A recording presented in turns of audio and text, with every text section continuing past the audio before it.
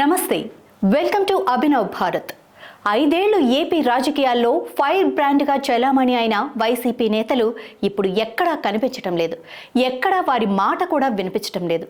ఎన్నికలకు ముందు కూడా తొడగొట్టి సవాళ్లు విసిరిన నేతలు, మీసం మెలేసిన వాళ్ళు ఇప్పుడు సైలెంట్ అయిపోయారు. వీరిలో మాజీ మంత్రులు అనిల్ కుమార్ యాదవ్, రోజా, కొడాలి నాని, జోగి రమేష్, విడుదల రజనీ సహా ఎమ్మెల్యేలు వల్లభనేని వంశీ వంటి పలువురు ఉన్నారు. అయితే ఎన్నికల ఫలితాలు వచ్చి 2 నెలలు అయిపోతున్నా ఇప్పుడు వారు ఎక్కడా కనిపించడం లేదు. దీనికి కారణం ఏం మాట్లాడితే ఏం కేసు పెడతారోనన్న బెంగ వారిని వెంటాడుతోంది. దీనికి తోడు క్షేత్రస్థాయిలో కేడర్ కూడా వీరికి దూరంగా ఉంది. ఒకప్పుడు అనిల్ తాలూకా అని చెప్పుకున్న చాలా మంది నాయకులు, వ్యాపారులు ఇప్పుడు ఆయన పేరును మర్చిపోయారు.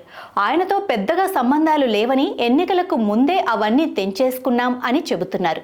ఇక కొడాలి నాని వర్గం అయితే కకావికలమైపోయింది. చెట్టుకొకరు పుట్టకొకరు అన్నట్టుగా నాయకులు చెదిరిపోయారు. వీరిని కూడా కేసుల భయం, ముఖ్యంగా క్యాసినో భయం వెంటాడుతోంది. జోగి రమేష్ అయితే తను సైలెంట్ కావడంతో పాటు తన చుట్టూ ఉన్నవారిని కూడా సైలెంట్ చేశారు. ఆయన మాట కాదు కదా, ముఖం కూడా మీడియాకు కనబడకుండా జాగ్రత్త పడుతున్నారు. మరో మాజీ మంత్రి విడుదల రజనీ కూడా ఇదే కోవలో ఉన్నారు. ఆరోగ్యశ్రీ పథకంపై విమర్శలు చేసినా ఆ తర్వాత ఆమె సైలెంట్ అయిపోయారు.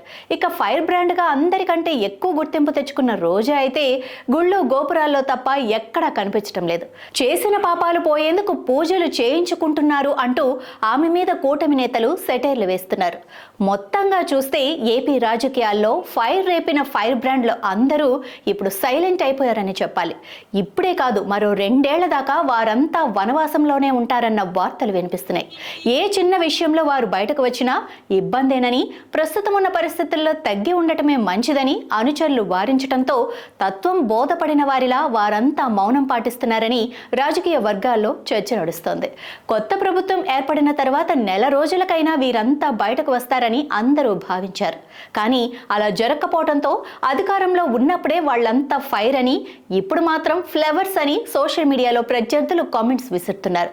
అయినా సరే ఏ మాత్రం ఆవేశపడకుండా వీళ్ళంతా సొంత పనుల్లో పడిపోయారు. మరికొంతమంది రాష్ట్రం వదిలేసి పక్క రాష్ట్రాల్లో ప్రశాంతతను వెతుక్కుంటున్నట్లు సమాచారం. అంటే పవర్ ఉంటేనే ఫైర్ అన్నమాట. నాయకులారా, మీ పనితనం మీ అధినాయకులకు తెలియజేయాలనుకుంటున్నారు. ప్రజలారా, మీ సమస్యలను మీ నాయకులకు తెలియజేయాలనుకుంటున్నారు. ప్రజా సమస్యల పరిష్కార వేదిక మీ అభినవ్ భారత్.